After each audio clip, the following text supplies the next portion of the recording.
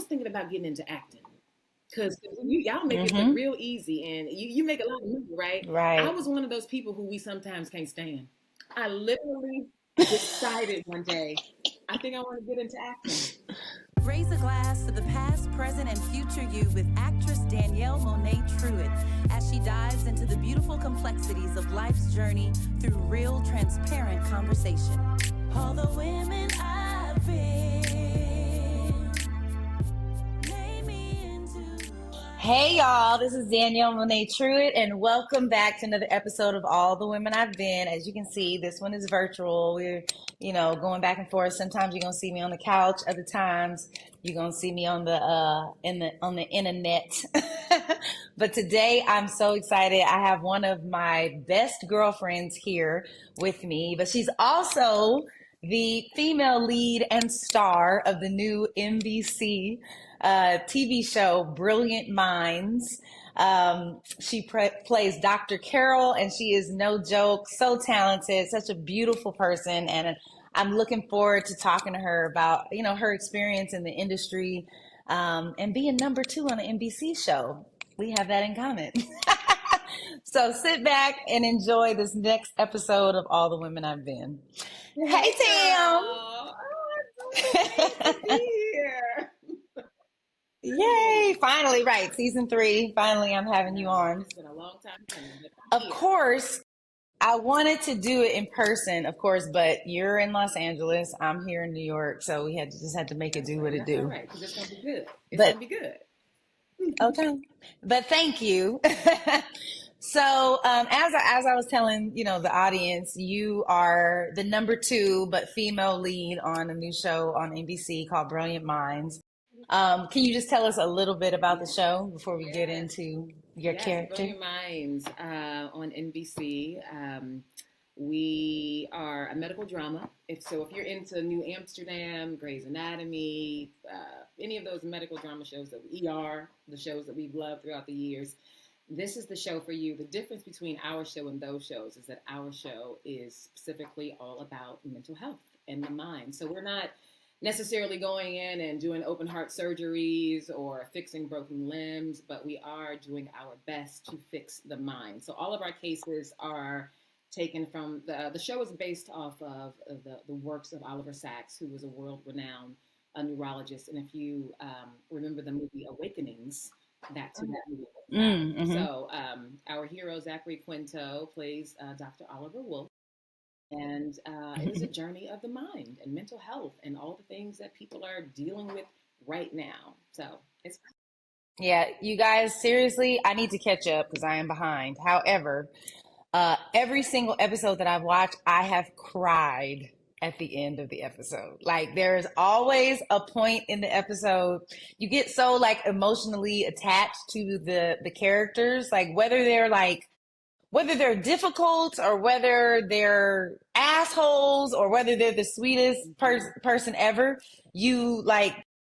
It's like you want them to win, you want them to get better. I know there was one episode where it was the biker dude, and he was like, nah, I ain't doing it. I'm just gonna let my mind rot. And he was he was like a deadbeat dad, he was a deadbeat dad, and dealing with all these emotional trauma of not raising his kid, but he was also dealing with a disorder that was basically eating away at the memory of his brain. So his options were to get this surgery and not remember anything else going forward in his life, or not get the surgery and die, but hold on to all the memories. Yeah. So he had right. So, I mean, what would you do? Do you need these memories? He had a tough. Which one? Right. And it was so beautiful because it's the idea of when you live, you get to create new memories, and figuring out how to make life work the best you can. It's and it was so nice at the end, just seeing his wife post the little Post-its to remind him of what happened yesterday, and it was just that was episode 3. That was great, and that one was directed by our Black female producing director, Demaine Davis. I love that. Oh, I love that your producing director is a Black woman. That's Executive awesome. director, producing director, Jermaine Davis. Yes, honey. Hmm. Wow. I love that.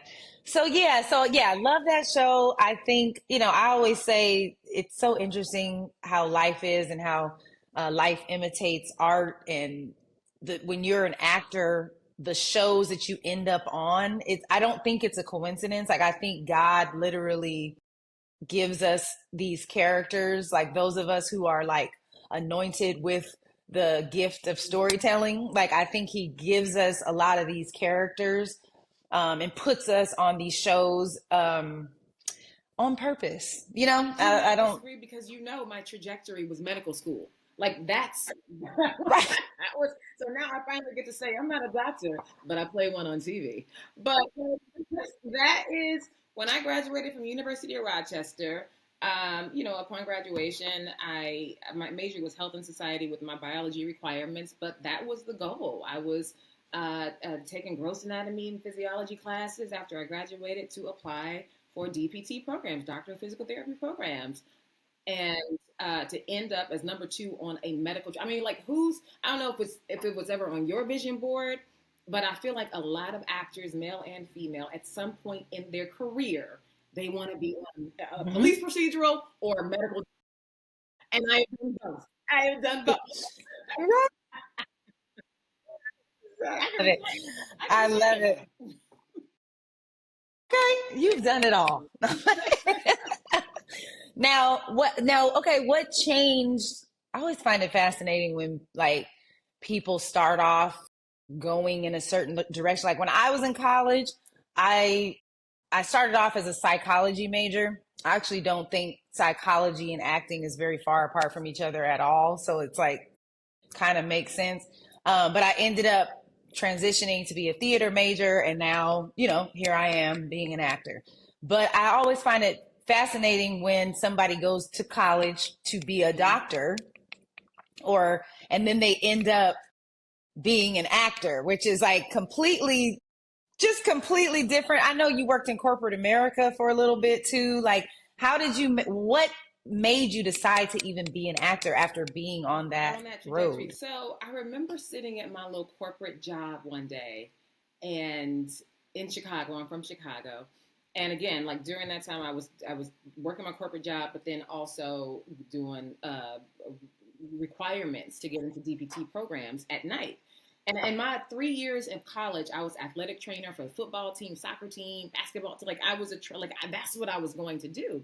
And I remember sitting at my desk one day having like a mini panic attack at like 23 years old at my corporate job, like, and it may have been like a heart test coming up, I don't know, but it was like, do I really, do I really want to do this? Is this something that I really want to do? Do I want to go to school for the, even if I get accepted into these programs, do I want to be in school for the next 7, 8 years doing this? Is this it?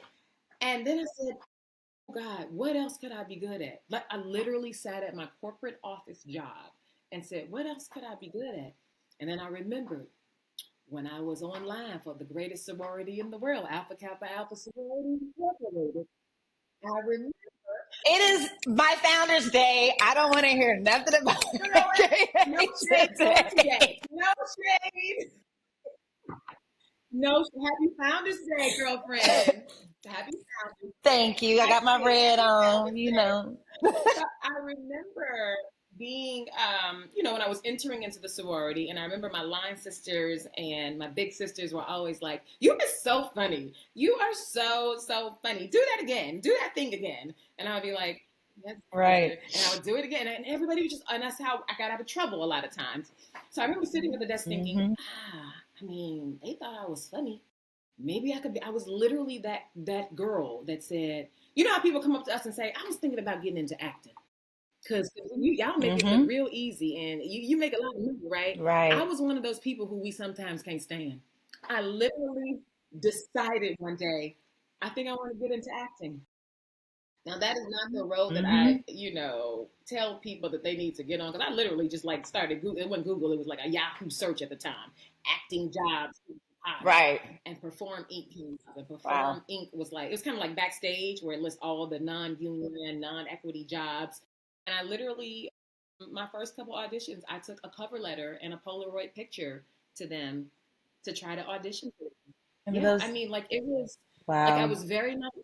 So you had to learn all of the like getting headshots and doing all the things that you learn in school. You had to learn it afterward. Like actually showing up. Yeah. I went to an open call to get an agent, and this girl, I was like looking at my cover letter. Guys, we're supposed to have a headshot and resume for these things. Just think, I wish I had one in front of me to show you what that's supposed to look like. But you're supposed to show up with a headshot and a resume of your acting credits. I didn't know that. I showed up with a corporate America cover letter, a corporate America resume, and a Polaroid picture looking cute. And I look at this girl, and I saw all these people in this line with these portfolios of like pictures, and this girl behind me. I wish I could remember that girl's name, but this is about 20 years ago. Mm-hmm. She said to me, "Is that what what you doing today? Is that what you?" And what you doing? Yes. And she said, "Okay, I'm gonna give you a number." She's like, "Go through with this little audition. They're probably not." And let me help you. But here's a number to a guy who does headshots. This is what a resume is supposed to look like, and you should. That's so nice of her. Nice of her. It was she didn't have to do that. And sure shit, then people was like, okay, we'll call you or not, and they did not call. But I sure took that card that she gave me. I went to Brian McConkey, got some black and white headshots, and I went from there. But my learning was all on the go. It was not in a classroom. It was not in a classroom. Right. Exactly. I love that. And I think the thing that people don't understand too is like, because we both have so many people saying like, I want to be an actor. How do I get an agent? And I think the first thing that I impress upon people before they run off trying to get a manager and trying to get an agent is like, learn the craft, like learn what you're doing. You know what I'm saying? Like, yeah, eventually you do need an agent and a manager, and we all, have one or end up having one at some point. But you gotta, for me, the thing that has kept me on this path so long is that I developed an actual love and desire for what I do. Otherwise, I would have quit a long time ago, because this is not like, even though I did go to college for theater, I didn't get an MFA in it. I didn't go to a conservatory. I went to a state school that does not specialize in acting. So when I graduated, they were like, bye, like, good luck. Good luck. The thing about both of us is that we do come from theater, and theater is a different training. Theater is a different training in and of itself from what you're going to get in any on-camera classes, like just being boots on the ground and doing plays. Yes. I mean, that was, yes. And starting at non-equity theater in Chicago, working my way all the way on up to New York stuff, yes. Like that was the training. And I still hold to that to this day. Like some of our best actors are coming from the stage. Yeah. Absolutely. I believe that the best actors are from the stage. There's a couple, people who are exceptions to the rule, but it's a very small amount. Like Leonardo DiCaprio or something, like who never did theater, but he's no, he never did theater. Yeah, but he's fantastic. So, but for the most part, most of us who are really good at what we do, they, came from the stage. Now, how did you survive? Like, did you still have your corporate job while you were doing these auditions? Did you quit? Like, how did you get to be like a working actor where you were actually making some money? I never believed in being a starving artist. That was, I mean, you know that about me. I don't subscribe to that. I've always been a really great saver. Since I was 5 years old, I could hold on to $5 under my mattress for years, and then it's gonna get its interest somehow. So when I was working in corporate, at the time, oh, that was a long time ago, but at the time I was single, no kids, had my own condo in Chicago. I was 20-something years old, making $60,000. That was good. So that was also enough money for me to like put stuff aside. So on that day, when them white folks fired me from the limited brands for no reason. Oh, why did they fire you? Hold on. Why did you get fired? Me because, and if I could remember that woman's name, I would shout her out, but I can't remember her name.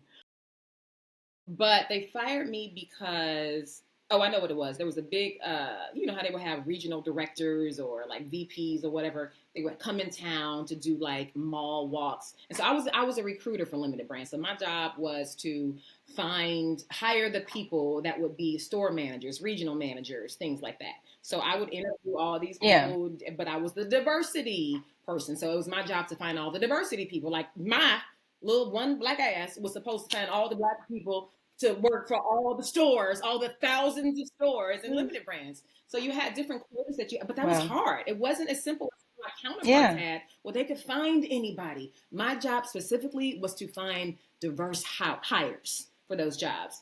So I remember one time, this specifically what happened was one of the regional heads or VPs, she was coming in town to meet with our office, and we do mall walks together at all the different malls in Chicago. And she came in town, and she was staying way out in the suburbs. And my boss wanted me to pick her up. So she wanted you to be an assistant. Like go and like you know, this would be a chance for you to bond with blah blah blah blah blah, and pick her up and bring her over. And I'm like, but you can get her in a car service, and she can be there in 10 minutes. I live an hour, like 45 minutes away from her. So on that day, I woke up late. My alarm did not go off. And so in addition to picking up that woman, on my way there, I had to pick up one of the other girls from my office who was in town, where, you know, pick her up at the other. And then go out to Old Orchard Mall to pick up the other lady. So I get a call at the time I'm supposed to be there, like, hey, Tamberla, it's whatever my name is. Are you on your way? And I was like, oh my God, my alarm did not go off. I was like, I'm on my way. I will be to you in 15 minutes. But that was still going to put me an hour late to pick up the other lady. I was like, so I picked them up both, and I was late as hell. And I don't know that I apologized for being late. I think enough, because you didn't have no business having to do that in the first place. I may have said, oh, I don't know if there was a direct apology, because I think that was what she said to me in my review. And for you to just show up and not even apologize about not picking blah, blah, blah up on time. So that was the straw. She said that, you know, she just thought I was irresponsible and not professional, and then didn't even come in apologetic about not picking up this white woman to get to this white woman who could have easily had a car service to the mall that was 10 minutes away from her, but an hour from me. So they fired. And are they asking anybody else to do that kind of stuff? No. Exactly. They just asked my little black ass to do it. Yep. So I got fired from that. And I remember thinking, I'll be okay. First of all, my parents are not far from me. If I ever needed anything, my parents are right down the street. Right. Also, girl, you worked your little behind off to save money, and you can survive for at least a year. You can survive. You can do this. Yeah. And then I said, okay, well, what job am I going to do? I'm going to stay in recruiting. And I was like, you know what? Because during that time, I had started doing little non-union plays, stuff with my sketch comedy group. And I was like, maybe I could do this full time now. I got enough money. Give yourself a year. And so that's when I said, okay, forget corporate America. I'm going to really put everything into this in Chicago. Go get these shots. Yeah. I'm going to go really start pounding the pavement with these auditions, commercial auditions, theater auditions. But in the meantime, I needed to make some money. So I started being one of them liquor girls in the grocery store, giving samples. Maybe that was $37.50 an hour. I was like, I don't even drink. You don't even drink. I was in there making a little concoctions, and they would be like, "Ooh, this is good." I was doing that. I remember one time Ashanti was launching apple bottoms. Is that Ashanti? Ashanti?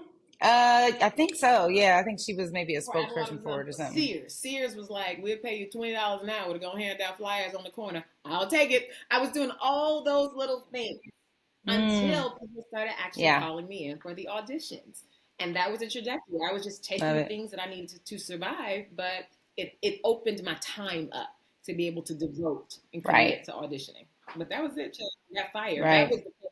I love that was the thing, getting fired. Going back to a point that you made about when you got fired, how you were saying they asked my little black ass to go drive an hour away to pick up, whatever, wasn't asking nobody else to do that. How often do you recognize that even in what we're doing now with being the leads on, this is your second series regular role, how how often do you recognize that sometimes we're asked to do things that other people are not asked to do and expected to do them? How do you handle, like, how do you navigate that now? Like, you know, when you got fired from Limited, you were much younger, you know, now you're in a completely different line of work, older, wiser. I know you got managers and agents and things like that, but how do you stick up for yourself? How do you, you know, tell people, what boundaries do you have in place? Because I know for, you know, women in our position, a lot of times we're asked to take things and do things that other people are not asked to do or put up with. Yeah, that's a good question. Um, I remember on my very first series regular job, and you know this, you're so happy about the job. You're so excited. Nothing else. It kind of doesn't matter. Whatever they ask you, you're going to do. And I remember them asking me one time in Chicago because they couldn't find any black stunt women for some reason. Was I okay if I had a black man to be my stunt person? Uh-huh. For this motorcycle thing. Oh, and they just came so casually with it and so nice for the ask.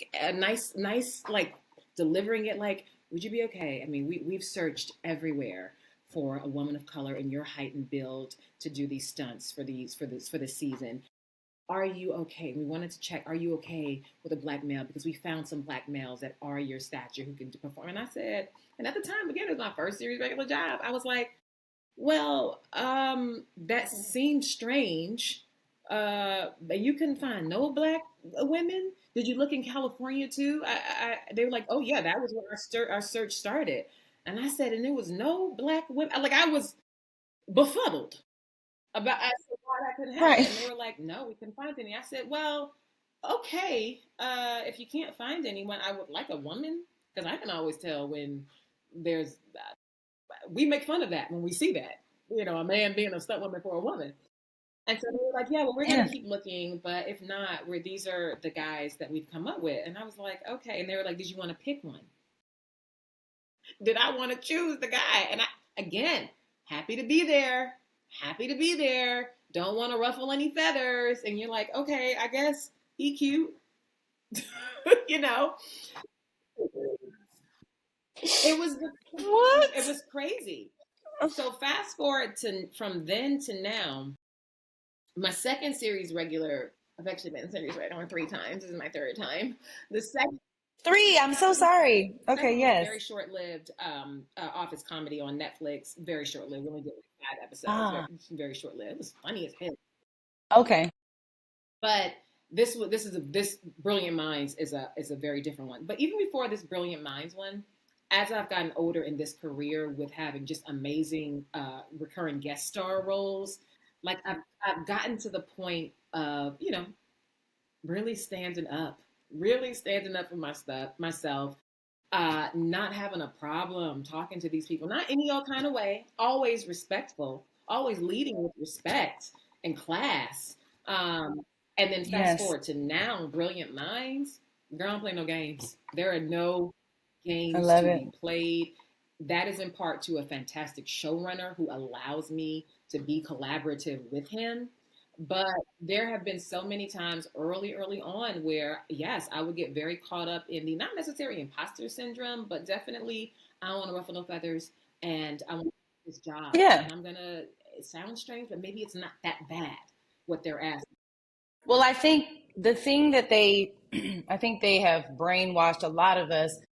Well, I think when you're an actor, it's so hard to even get certain opportunities. Like it literally feels like a miracle when like the position. We're so fortunate. Yeah. Exactly. The position that we're in is like only 1% of us even get to this point. So it automatically makes you feel like you should be so grateful. You know, you should be so grateful to even have gotten an opportunity. So you shouldn't ruffle any feathers. You should be, you know, you should be a team player. You know, so you should get to say you see You these white folks shouldn't. acting a damn fool. And they Fool. keep on working. Literal fool. They keep on working. Working. And I don't know. Yeah, especially white men. They keep on working. They talk to people crazy. They show up when they want to. They don't foster an environment that makes people feel safe to work with them. You know, you never know what personality you're gonna get day in and day out. But what I've experienced is whenever, and I started experiencing this in college, I was the only Black woman in my theater department in college. So I didn't know what a microaggression was back then, because that term was not really one that we used. You know, there's all these terms now. Like, we was just like, they racist. One category, they racist. Right. That shit was racist. Okay. But there are all these microaggressions, you know. You can't, if you complain about something, if you say like, hey, I didn't really like this or that, you're labeled as difficult, you're labeled as you know, being argumentative, being hard to work with, you know. And I think that's a fear that all Black women kind of carry on their back when they're going into, now you're like, okay, the door is opening for me to have these certain opportunities. You know, my first TV show, John Singleton was the showrunner. I mean, not showrunner, I'm sorry, the director and producer of it. And John was very just unapologetic. He said what he wanted to say. He was like, yo, this is how it's going down. You know, just very down to earth. I felt safer because I knew that I had him, you know, in my corner. However, I was reprimanded by the production company for running back to John when I had there was an issue with my hair or whatever it might have been. We're going to get into that because both of us have had a lot of issues with that. Issue with my hair, issue with something. So I would talk to John about it. And John, of course, would be like, you motherfuckers. John didn't care about nothing. He's like, I told you motherfuckers. He's like, I told you motherfuckers, this is a natural hair show. Like, I don't want no weaves. I don't want no straight hair. Her hair is natural, period. Also, she is the lead of this show. I don't give a shit about Michael T. Williamson being on the show, Giancarlo Esposito, Method Man. He was like, I love all of them, but this is her show. And they're not going to be in every episode. She is. So the audience needs to fall in love with her. Right. Not with all these people that you're putting around her. Totally understand why you're putting all these people around her, because where did she come from? Nobody knew who I was, you know? So I appreciated having someone like that in my corner. And of course they came back to me, well, you know, you can't just run to John and I'm like, why? Yeah. Why can't I run to John? Like, y'all trying to bully me because I'm new to this, you know? And I had people along the way. Like, there's a director, his name is Jeff Bird, who directed on our show on Rebel, and he even pulled me to the side. You know, they would bring me to set and have me sitting on set not even in my trailer, just sitting on set in my chair for hours, because I didn't know, like, be better. So I'm like, okay, I'm done with my hair and makeup. I got dressed. I'll go sit on set, you know. And Jeff was like, why is she here? Yeah. She's not for a couple more scenes. Like, she's the star of this show. Take her back. What I want to say about that is, you know, we don't, like, there's all this talk right now about advocating for yourself, advocation. It's like become like one of the popular words over the last few years. It's always been important, but it's really been at the forefront, right? Especially with healthcare and stuff. But sometimes you don't realize, like, you think you're advocating for yourself in the way that you know how, but you don't realize how much advocating, but more importantly, representation is in any workspace is until shit like that happens. Yes. You know, as grown as I am on this show, and again, I have some good white folks that I'm working with. So really, I'm having a ball. Again, collaborative, Yeah. generous, aware, just very. What is it when they want to make sure that you feel safe, but even Love in it. all Yeah. of that, there have been some scenarios, some episodes where, being it's two black women on the show. Things aren't Mm-hmm. written in terms of how I would say them or how we think as black women. But Yes. Demaine Davis, the black female executive producer, it is such a wonderful thing to have representation and somebody advocating for you when you don't know you need it, like behind closed door. I remember she walked me into my office on the show and was like, "What you think of this?" And I was like, "Well, because I'm trying to learn these lines. I'm trying to get this character." She's like, "What do you think about this character?" Right. And I was like, "Well," she was like, "I think it's not there." And then I want to say within, and we already shot some stuff in there, but within like 2 days, honey, we had a whole black world, like just created, like just different. So Because many different. they don't think about that. They don't think about And it. they were so open when she brought it Mm-mm. up, and I was like, "Demaine, thank you." And Mm-hmm. it's just been so many other things that I can't get into, but just having somebody Yeah, of course. behind you, representation, it matters so much. So to have John there, to have Jeff there, doing those things, it's important that representation. It really is. They don't think about it. Belle got a new apartment. I walked into that apartment. First of all, they had cats everywhere. I don't like cats. I'm afraid of cats. I was like, I don't want these cats in here. Like, can we at least talk about what we're doing? I'm like, they had a whole table full of magazines, not one Essence, not one Ebony. I said, guys, like, come on. Like, you guys got to think outside of like your personal world, you know? You got to think, you have to think about, yeah, it's a character, but also you have to look at who that character is.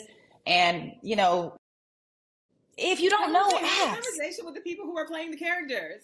We live like both you and I'm a black woman playing a black woman chief of psychiatry. You are a black woman playing a black, like we are still black women. We live in Yes. this body every day, and we have been for 40 plus years. Ask us. We're right here. Yes. Exactly. So, yeah, I know for me, there has been, like you said, having somebody to advocate for you when you don't even know, it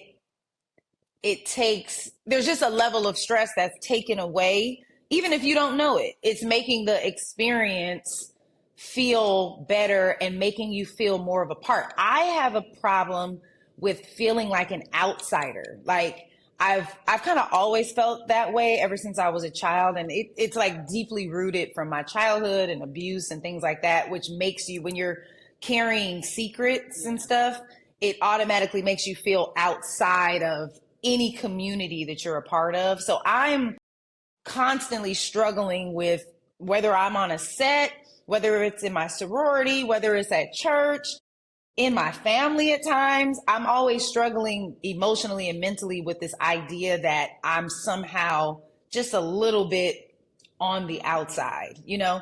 And when you're a part of a TV show and you're the only black person, and that happens to a lot of us. Like, a lot of us are the token, and it's beautiful that you have another black woman on your show as an actor, and then you have a producing director that's a black woman. Like, that is like, that is We fantastic, get so excited about one other person, and we get so excited. Like, Yes, you're like, oh my God. Season 1, we had a gang of black people on Yeah, Law and Order, Organized Crime, season 1, and we were so excited. Like, one time me, Tamara, Shauna, Christina, we knew we were all on the show, but we had different scenes, all over. And there was one episode or scene where we were all in the same place. I mean, we were having a full on photo shoot, like, that's how it just was. so happy. But when you're struggling to like feel like you're fitting in, which I know is just my own personal struggle, it does make you feel safe when you know that you just have somebody that is gonna look out for you, And recently I was having dinner with my makeup artist, who's a Black man, which is awesome. My costumer, who is a Black woman. And then one of the other makeup artists who was Latina, we were talking, and my costumer, she was like, I just want you to know, she's like, I never told you this. She said, but I have day played on your show, last few seasons or whatever. And they kept asking me to come on to the show. And I used to be like, no, she works on a lot of different TV shows and she is fantastic. But they were like, we have a Black kind of like head of the costume department, or one of the heads of the costume department is a Black woman. I think I've met her one time. She's very, very nice, but I don't know her personally. She personally reached out to the woman who is my personal costumer now and said, Karma G, I need you to come to the show for this season for Danielle specifically. She needs somebody on this show that's going to make her feel like number two, like how she should be treated as a number two. That's going to put the time and focus into making sure she's on point. Her is just costumes, but that's a huge part of what we're doing on set and how we feel. Exactly. So Karma G said, you know what? It's a shorter season. It's only 10 episodes. I'm going to come. And me and her have built a great relationship, but I had no idea that her name is Kim. I had no idea. Like I said, I've met Kim one time. Yep. Mm-hmm. Yeah. It's looking out for me, it means a lot because I've had to navigate. We'll get into the hair thing now. I've had to navigate a whole thing when it comes to hair, how my hair is going to look, the health of my hair, having influence and being able to talk about it. There's, all over social media and in the industry in general, there's been a lot of conversations about Black hair, hiring the proper people that know how to care for our hair, because our hair is different, but then our hair inside of our culture, all of our hair textures are different. I've done your hair. I've put little 2-strand twists in your hair. You got about 3 different textures. When I say, I feel like it's a little Brazil in the back, a little Ghana in the middle, and then like a little Puerto Rico in the front. Like it's, yeah. So I get why, it's hard. They don't know what to do. But the thing is, the reason why they don't know what to do is because they don't find the right people to come in to do it. And when people are learning how to do hair, there's no focus on how to do our hair. We have to learn how to do everybody. We have to learn how to do everybody's hair. And that's but they don't have to learn how to do our hair. That's it with just black our race in general. We got to learn all facets of everything about everybody, and the others don't have to do that. Like, we got to be experts in it all. Oh, but the hair. Right. So I know there's an anxiety behind, okay, I'm starting a new job. I did the audition. Now I might have done the audition 2 months ago and my hair was like this. But anybody, if you know anything about Black women, we don't keep our hair the same very long. So if I auditioned for something 2 months ago, I might have cut my hair, or I might have braids by the time you hire me for the job, And so it's not as easy as just being like, okay, I'm here, do my hair, It's like, okay, what are we doing? For how long do we have to do it? And I honestly think it's more difficult when you are a lead on the show, because when you're like a recur, or you're a day player, or you're just coming on as a guest star, it's like, okay, I can wear this wig real quick for this episode and I can go on about my business and do whatever I want. But when you're committed to 13, I was committed to 22 episodes at one point. It was hard. Right? Okay, for those 2 seasons that we had, 22 episodes, Lord, I would like to give you glory and praise and honor. Thank you. Changed my life. But it's like, now I'm finally getting to a point where my hair is healthy again. it's, it's feeling good. I've had to navigate through a lot with people in the studio not understanding why my hairstyle needs to shift or change. So I just, without, you can talk about it as freely or as little as you want, but just, I know, because I'm your friend, we've had these conversations about do you feel an anxiety going into a new show? How do you navigate advocating for yourself and for your hair? Doesn't matter if I'm a series regular or a guest star. Every single time, it's like that initial, yay, I booked it. Then, whew, okay, what do we?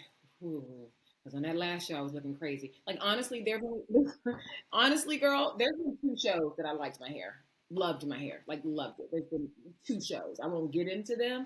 I will say, American is one of them. Loved it. Loved my wig. It showed up just real right every time. But there is a level of so much anxiety because I typically don't get into watching myself in every single thing that I've done, but that is primarily because I didn't like the way I looked. It didn't have much to do with the way I was acting on camera or the stories that I was telling, but often I just didn't like the way I was looking. And most recently, the last show I did in Canada, and I want to say this. This is the caveat. I don't think any of us are saying that only Black people can do black hair. I can raise my hand that some Black people cannot do Black people hair. Make very clear because people are always like, "You don't want no Black folks on your show doing your hair." It don't matter. That's not what I'm saying. I need people who know how to do black hair, all the textures that you don't get possibly in one head. And most recently on, not most recently, on another show that I did two shows ago, and you know this story, I was wearing a wig for that whole season, a curly wig for that whole season. But those people told me that they had huge experience in caring for black hair underneath the wigs. So, because when I had suggested to her, you know what, on my time off, because I think I did 9 of those 10 episodes of that show, but I had a little bit of time off here and there to travel back to LA. So I can get my hair done in LA just to get it rebraided. No, that's not a problem. We have a sink right here, blah, blah, blah. I did. And then she started pulling up people's hair that she did. And I was like, she mixed, but okay. Sure. We can do it. I knew better. But I said, they are convincing me that they can take care of my hair. Honey, I had some, the first time I took down my braids for them to wash it and prep it back up for the wig that I wore all season, I remember saying it needs to be detangled because it's been braided up for a while, so it needs to be detangled first. And I know it doesn't seem like it's super thick. I have a lot of hair, but it is fine in some areas. They're like, oh, it's okay, honey. I felt her detangling it, but I'm talking, so I'm not really paying attention to it. I lay my head back in that sink.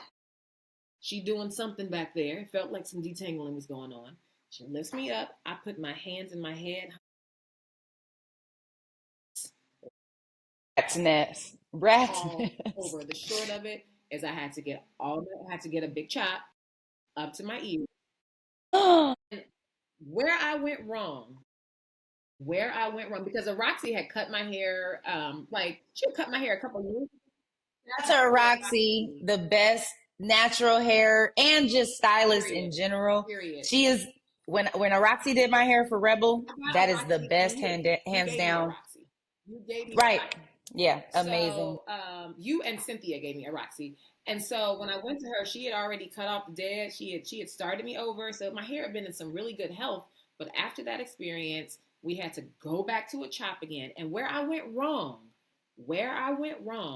was not going ballistic on them people and telling production what happened. Exactly. I just kind of let them know, you know, because the head of the department, she was blaming it on the woman who did it. She was like, well, she told me. She's like, I mean, what the heck? She told me that she had all this training. And I said, don't do that. I said, you're in charge, boo. But second of all, you put her in charge of my head. I said, so I'm mad at her and you. I said, now I'm not going to go off to production and do all that. I was like, I'm at a point in my life where as long as nobody's dead, I'm not really blowing up about shit. I said, but trust and believe, I am upset right now. I'm upset. No, you all will not be doing my hair. You will be reimbursing me when I get it done in LA now. And so they went Yes, on, they went absolutely. on and reimbursed me. And then they got mad when I made a little reel about hairstylists on set, and I don't think they Be didn't talk to me the mad. rest of the season. Them ladies did not talk to me the rest of that season. I ain't care though. Girl, put this wig on. Exactly. Exactly. And I don't think, like you said, they don't understand that there's care that has to happen for your hair Under the under the wig. wig. They think, they think, oh, well, we got this wig done for you, or, we got a wig done for you, or we bought a wig and style or whatever. And so you're just going to wear this for the next 7 months, 8, 9, 10 months of your life. And what? Just come to work, but there's nobody on set that can braid my hair in cornrows under. There's nobody to wash my hair. She braided the hair, Girl, nobody. it was like Charlie braided it. She had shown me all the, and that was the thing that made me say, okay, she can do it. She showed me all these people's braids she did, and I remember saying, "You did this?"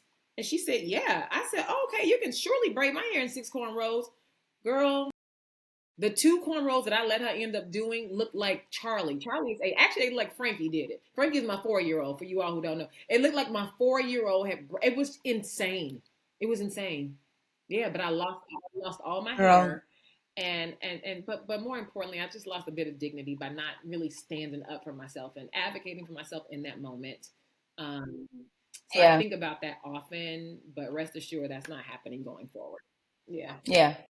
I just started telling on people because me too. It was like, oh, I got to work with these people every day. So I don't want things to be weird. And then after a point, I was like, oh, okay, you as the head of the hair department, you are not an advocate for me. You're not gonna go before me and talk to the studio or talk to whoever, to explain like, hey, this is the process. This is what needs to be done. I had never, depending on how long you're on a show, that also changes what needs to happen. If I'm doing 1 episode, that's different than doing 35 or doing, you know what I mean? Like there has to be more opportunity for. And people say like, oh, well, they just don't know. And I'm at the point where I'm like, no, you don't give a fuck. That's what it is. It's not about you don't care. Because at this point, you could know. All you got to do is talk to people. There's a whole world wide web out there. There's people you can talk to. Not do it. You need to be advocating with your line producers about how to get money to send me out so somebody who can do it can do it. Yeah.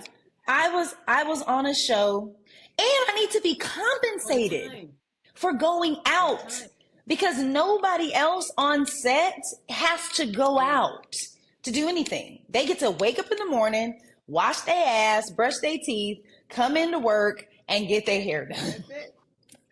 And then when they leave work, they don't have to leave work looking like Cleo from Set It Off.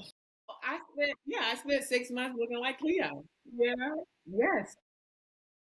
Do y'all not realize I have a life outside of being here on set? So after I'm in this wig with these Cleo braids underneath,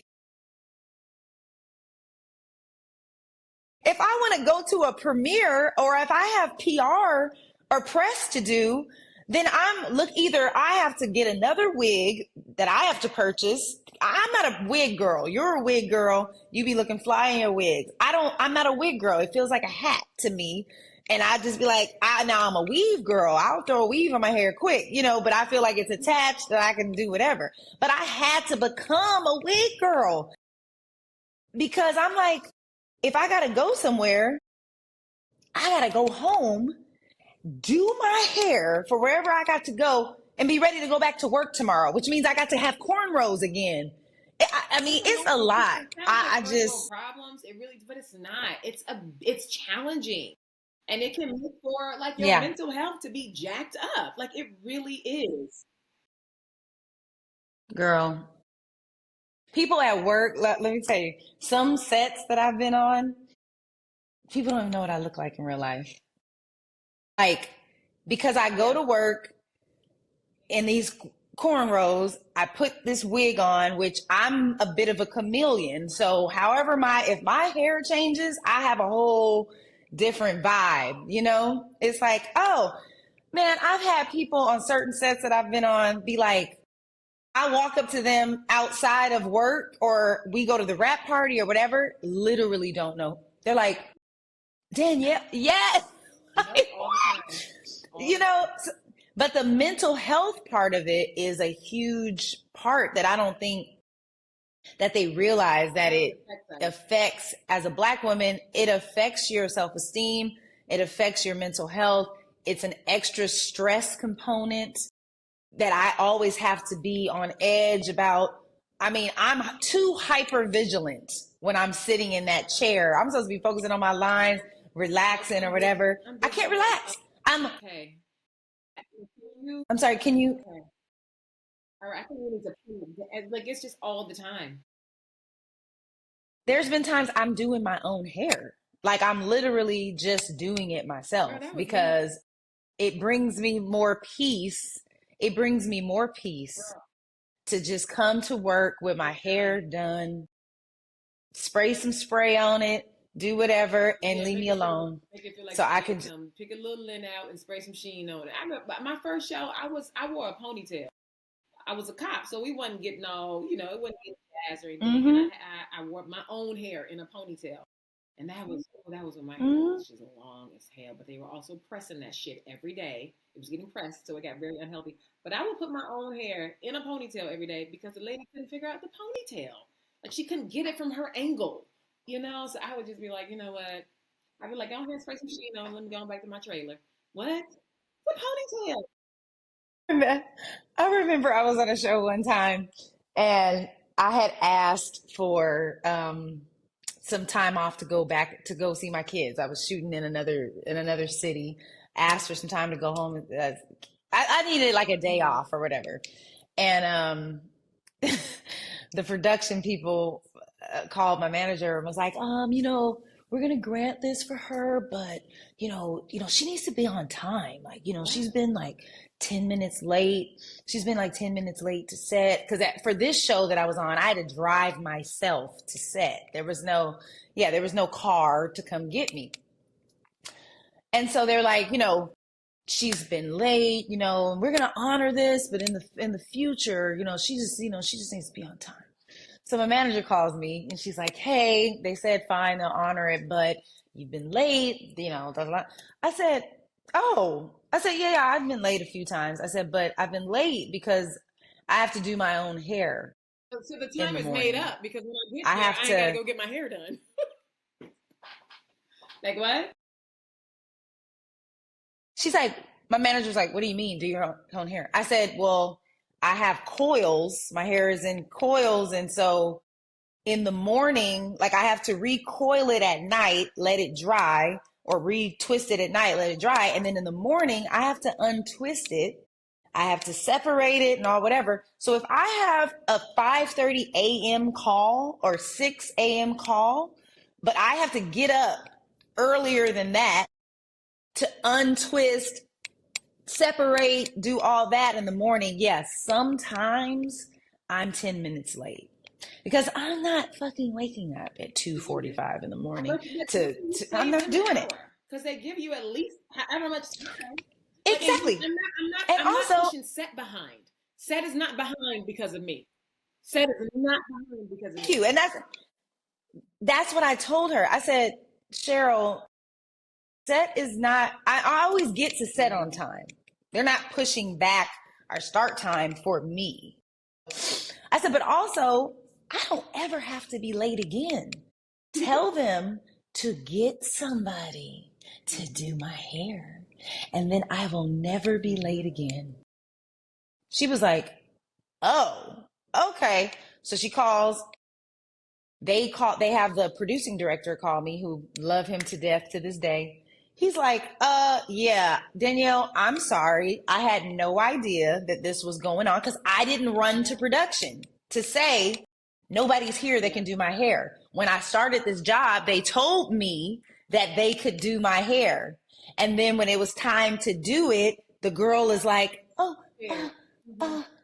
And guess what? I'm like, nope, nope, nope, nope, nope, nope, no confidence. Nope, don't touch my hair. I'll do it. Cause you not finna mess me up. Not, that's what's not happening. So they found the head of the hair department was annoyed with me, which I didn't give a shit. Right. So they're like, well, can you come in for a hair test? We found a woman who could do it. Black woman, love her to this day. She came in to do my hair, and I was in the trailer and they were washing my hair in the trailer or whatever. And so I got done, getting washed. And of course, it's shrinkage is real, it's nice and coily, and I hear them. So me and her are at one part of the trailer, and they're, a few seats down. And I hear the head of the hair department and the other lady like,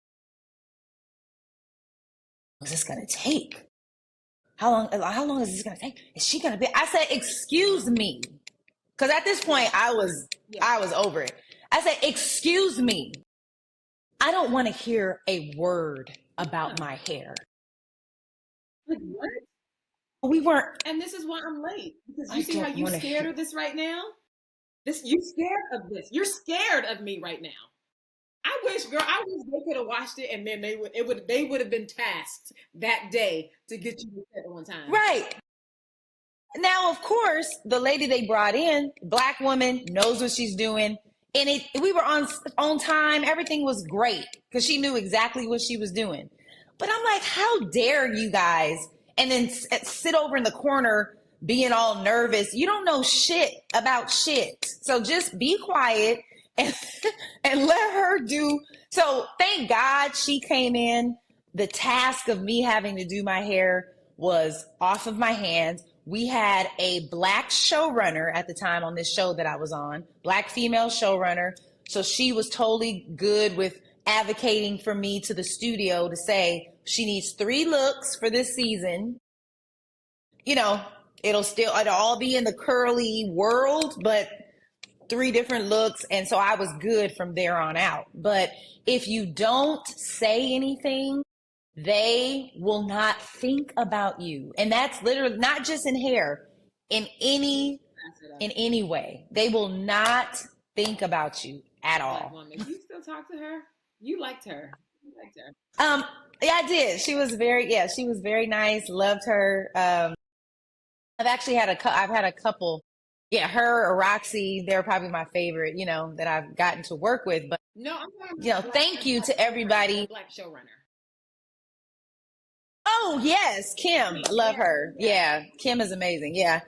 We talk on social media. Yeah, she's fantastic. I gotta check in with her because I haven't talked to her in a while. But yeah, whenever, shout out to everybody who has been there, to advocate. Like people who just show up, know what the hell that Dante, like it's a lot of people. Yeah. There are a lot of people out there, but then sometimes you get on a set and they just don't know. They got good intentions, but they don't know. But good intentions is not going to make you look good. Good intentions is not enough, It's not. And I've had a couple white producing directors, even on Law and Order, that have been on, like, they've been with me and, definitely advocated for me and was able to kind of work things out, on my behalf. So I'm always super grateful. So, okay. So this segment is called Leading Lady. The last thing I want to ask you about is in what ways do you keep yourself encouraged and empowered in, you're in a position in your life. You have 2 daughters. You have an awesome husband. Hi, Kevin. We love you. But you have, right. Thank you. You have Charlie and you have Frankie, that are coming up, behind you. You're not only just a leading lady on television, but you are the leading lady in your life. We all are the leading ladies of our lives, and our kids are looking up to us. And like, in what ways do you help yourself, especially when you're going through the ups and downs of not only career, but just being a Black woman in this world, being a middle-aged Black woman, because this season I talk a lot more about like entering menopause stages of our lives. Being a wife. In what ways do you make sure that you keep yourself encouraged, empowered, and like show up for yourself so that you can stay in a place where you can go to Canada, shoot a television show, and be excellent, at what you do? Yeah, you know what? I think that is the concept of standing in your power. And, I understand what it means. I understand, the definition of standing in your power, being unapologetic, treating people with kindness, showing up for myself. But if I'm being honest, girl, sometimes I wonder if I am standing in my own power. Like, I know it feels like it to people on the outside, like, oh, she got her shit together. She is living the dream. She got a husband. She got her kids. She got the dream job. Like, and she's constant. I like, thank you, God. I work consistently. Thank you, God. Thank you. I thank God every day. But like, I feel like I show up very apologetic sometimes. I don't know if I'm really have figured out how to harness what's in my control and what's not in my control. And these are all things that I think are definitions of standing in your power. But I think that the things that I have been focusing on are really being proud of myself. Like, that's never been me. I am not a toot my own horner at all. I don't do it. I always think it's braggadocious. I think that, I also am always thinking about how it makes somebody else feel that I'm doing the thing that they may want to be doing or they've been working so hard to be doing. But I think that, I'm working a little bit more on baby steps on claiming my wins, being more intentional, and I've gotten better about people pleasing. I know you were a people pleaser. Gotten better about it. And then I still struggle with it. It's a daily, flow, and just asking for the things that you need. I think these are all components of a person standing in their power and trying to set examples for your little one. And I think that, in terms of what I tell myself, girl, you can't worry about what standing in your power looks like to other people. People may be intimidated by it. People may think that you think so highly of yourself. Well, I do. I do. I work my ass off. I do. If I don't think highly of myself, who else is? That's a them problem. That is a them problem. Okay. But I think those are, just being completely honest, I do question whether it's something that I'm doing consistently. And I don't know that anybody is doing it 100% of the time. It ebbs and it flows. And I try to be there. But it's something I'm working on. Because I do feel like I am all over the place quite a bit of the time. But I figure out how to get it done, But I hope maybe when I'm 60, I'll be at the point where, girl, not like you are the shit. You are the shit. But right now, I sometimes think that. I sometimes say that. I was looking at a video of Nikki Giovanni, like when she passed away, they were playing all these videos, and I felt like she was such a great example of a woman who like literally just owned every part of who she was.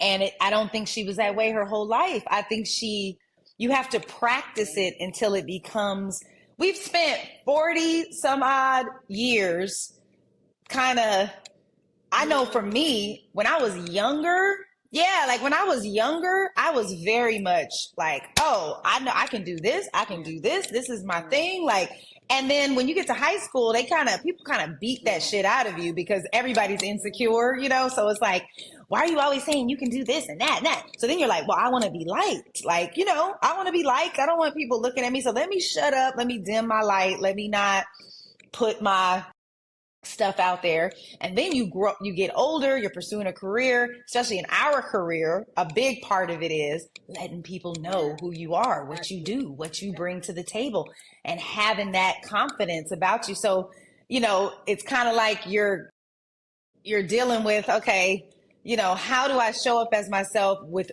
full of grace, still full of grace, but full of, you know, confidence. And now being in my mid 40s, it's like, okay, how can my yes be my yes and my no be my no? How can I think for me, one of the things I'm trying to focus on is finding the things that bring me joy and doing that and not handcuffing myself to things that I know at the end of the day are going to make me resentful, going to cause me to be bitter, you know, and just have a cynical view. It's a really hard balancing act, because in finding things and doing things that only bring you joy, that means that you are eliminating a world of things that may not necessarily bring you joy, but it brings people in your life joy, you know. And well, this is my caveat. This is my caveat. When I say joy, I don't mean happiness, because I think happiness and joy are different. Like my mom always says, happiness has to do with what's happening, you know? So I'm not necessarily looking to be happy all the time. I know I'm not going to be happy all the time. I got to cook for my kids. I got to do stuff for my kids that is not necessarily making me happy. But it's a joy to mother them. You know, it's a joy to know that I'm providing a life for my babies and to see them thrive. When I'm running Jackson to basketball practice, dropping him off, then running Roosevelt over to soccer practice 12 minutes away, then coming back to Jackson's game, it's hard, it's frustrating. It's like, oh, I'm tired, I'm sleepy, but it brings me joy to see them doing what they want to, you know, coming into who they are. So when I say I'm only doing things that bring me joy, I mean, it's something like it brings me some kind of fulfillment, or I know that my purpose is attached to it, or I know that there's agency in what I'm choosing to do. So it's like, I'm not doing anything out of insecurity. I'm not doing anything out of people pleasing, or like, you know, well, nobody else is going to do it for me, so it's like, no, I'm doing it because this is what I want to do, you know? You're so good. Listen, I don't need to go to therapy because you've done enough work for the both of us. Right. Dr. Carroll, Brilliant Minds, who is like, therapy? Why? Just tell me what you learned in your session.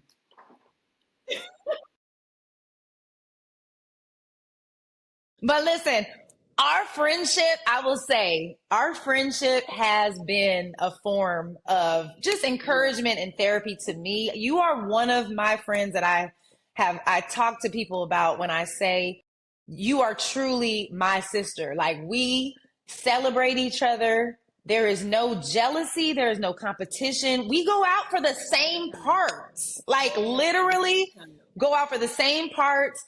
I was telling somebody the other day, I was saying I was interviewing you, and I was like, yeah, she's one of my actor friends where I just never feel even a tinge. Like, we've gone out for the same stuff, talked about it, and been like, well, girl, if I don't get it, I hope you get it. And actually mean that, because that's a hard thing to say. You know, people, I don't throw that around quite a bit, because and honestly, I hope I get the shit.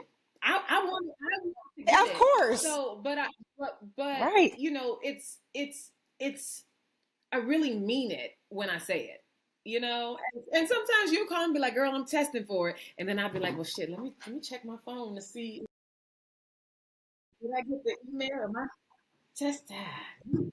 Not me. Big congratulations. No. Okay. Like, I mean, Law and Order or Organized Crime was one, but then for you, Clone Tyrone was the one. We both went out for that, and you like, I got a call back. I'm like, nope. Okay, Tam, get it, you know? So, but the truth is, there's really no need for it, because there is enough for us all. And that's something I learned. That's something I learned early on. There's enough for us all. There's a journey for us all. There's been times we was on Marco Polo. I'm crying my eyes out. I remember what you had tested for something. You were staying testing for something, honey. But you were testing for something. When you went out for you got the call you didn't do. We met. Girl, man in the high castle. Girl, man in the high castle. Oh, no, it wasn't. It was the rookie. It was rookie.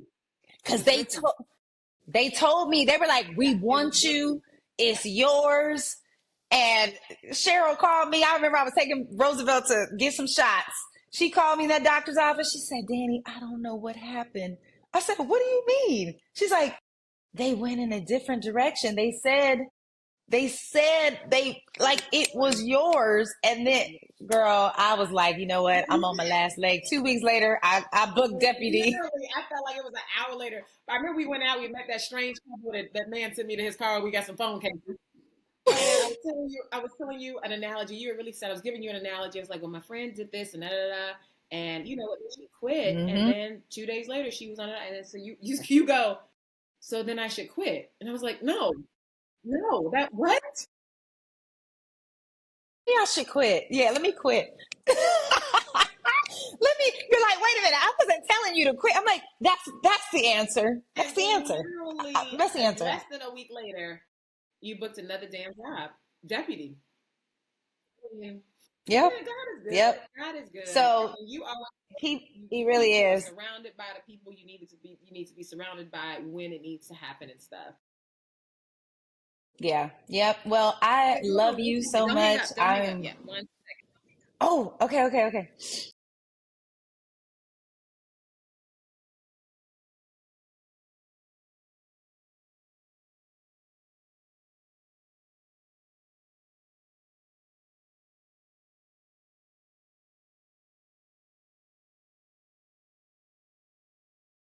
I just wanted to say Happy Founders Day. Yeah. Happy Founders Day, girl. You guys see? Do you see why we are such good friends? I cannot stand this woman, and I love her. I said, what is she doing now? I was like, this has to be some kind of joke. You see, this is now. It is the Founders Day of Delta Sigma Theta Sorority Incorporated. Okay, January 13th, 1913. We changed the game, broke away from these ladies here. Because our Founders Day, for those of you who do know, our Founders Day is coming up on January 15th. Alpha Kappa Alpha Sorority Incorporated was founded in 1908 on the campus of Howard University. Yes. Oh my God, I care. I love you so much. Oh my God, that is hilarious. Hey, that jacket is cute though. Did you get it at your pamper party? Yep, I did. I got it. Yep, I got it. Did you get that at your pamper party? I sure did. Yep. Now I'm mad because I don't have my jacket because I got me a killer jacket. Wait. So I love this jacket so much that this is not funny, but recently my house was under evacuation in LA because of the fires. Girl, I sent somebody to my house to get that jacket. I said, please, they got a couple other things too, but I said, can you please go upstairs in my closet and get my jacket? Because if something happens and my house is not standing, I'm gonna need my jacket. That's how serious, okay? That's how serious and how much we love our organizations. I love you, Tam. Thank you so much for joining us. This is a long time coming. You invited me. Mm-hmm. It's the 3 seasons in. I love the show. And I'm just deeply, immensely proud of you for doing this. Like, this is the definition of standing in your power, doing shit that brings you joy, like making it happen. Like, one of the things that I was about to say was keep going. Like, people just need to keep going. If this is a career path that they want to do, anything that you want to do, keep going. But specifically our jobs, when you said there's enough for everyone, it really is. It's a matter of timing and keeping on going. So I'm proud of you for keeping on going, staying the course, and standing in your own damn power, honey. All the women